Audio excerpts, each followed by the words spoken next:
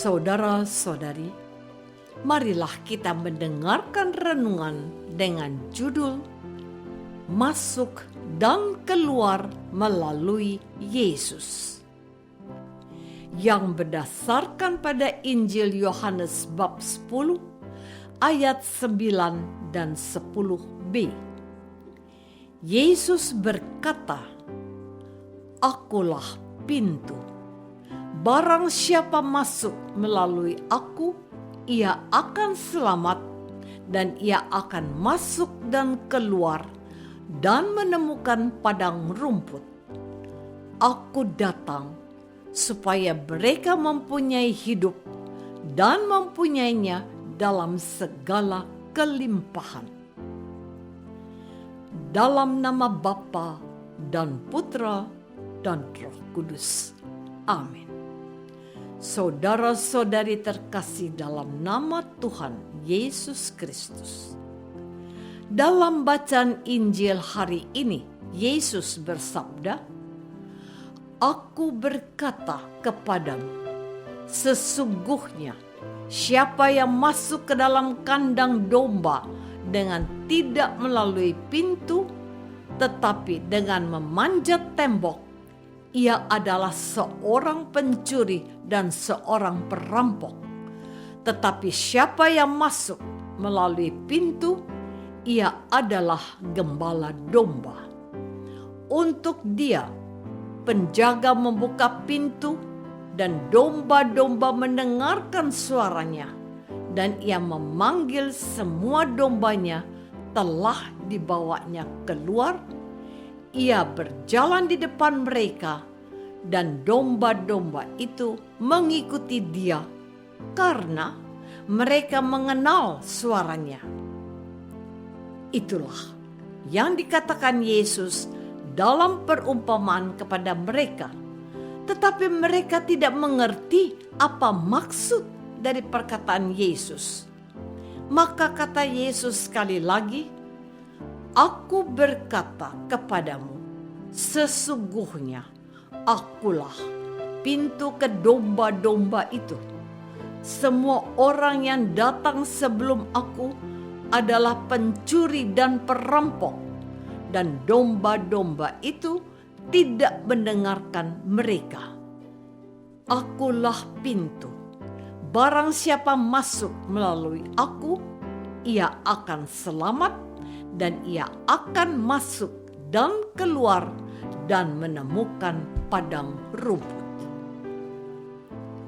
Saudara-saudari terkasih, Yesus memperlihatkan perbedaan antara dirinya dengan manusia yang lain. Yesus tidak memiliki kepentingan atau niat jahat dengan mengambil keuntungan dari keberadaan domba-dombanya.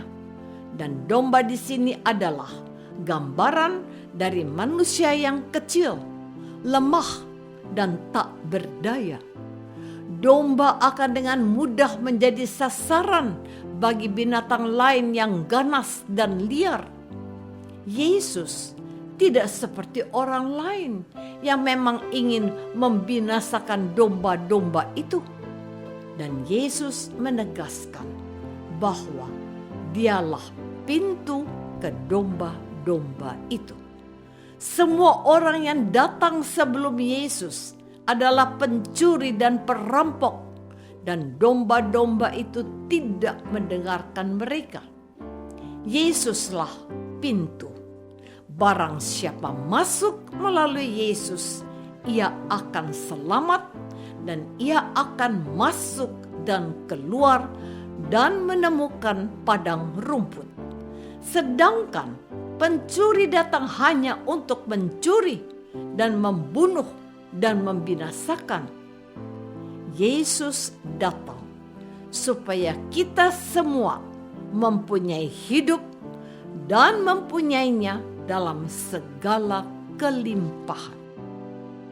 Saudara-saudari terkasih, bisa jadi kita bertanya-tanya, bagaimana kita bisa masuk dan keluar melalui Yesus?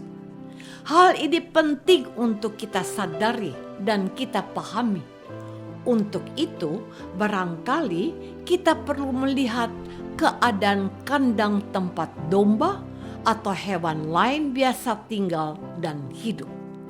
Bagi orang di daerah perkotaan, agak sulit atau jarang melihat kandang. Tetapi umat yang tinggal di daerah atau pedesaan akan dengan mudah memahami kandang.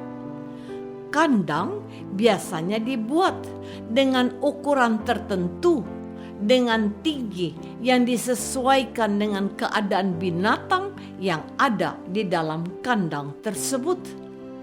Kandang binatang dibuat tinggi dengan harapan binatang yang ada di dalamnya tidak melompat keluar kandang. Sebab jika ada binatang yang keluar kandang, binatang itu bisa saja diterkam binatang lain yang lebih ganas. Selain itu, ukuran kandang yang tinggi bertujuan mencegah binatang luar yang masuk, yang dapat membahayakan binatang di dalam kandang. Maka, satu-satunya jalan bagi binatang keluar dan masuk adalah lewat pintu yang biasanya ditutup rapat dan dikunci. Yang dapat membukanya hanya pemilik atau penjaga kandang. Yang menarik, Yesus menyamakan dirinya dengan pintu, tempat masuk dan keluarnya domba. Saudara-saudari terkasih, secara rohani kita umat Katolik boleh dikatakan masuk dan keluar melalui Yesus. Sebab pada saat dibaptis, secara tidak langsung kita telah masuk dalam persekutuan Yesus bersama Allah Bapa dan Roh Kudus. Artinya, lewat pembaptisan kita sudah masuk dalam kehidupan bersama Yesus. Dan pada akhirnya kita umat Katolik pun akan keluar lewat Yesus, yakni lewat sakramen perminyakan atau sakramen pengurapan orang sakit.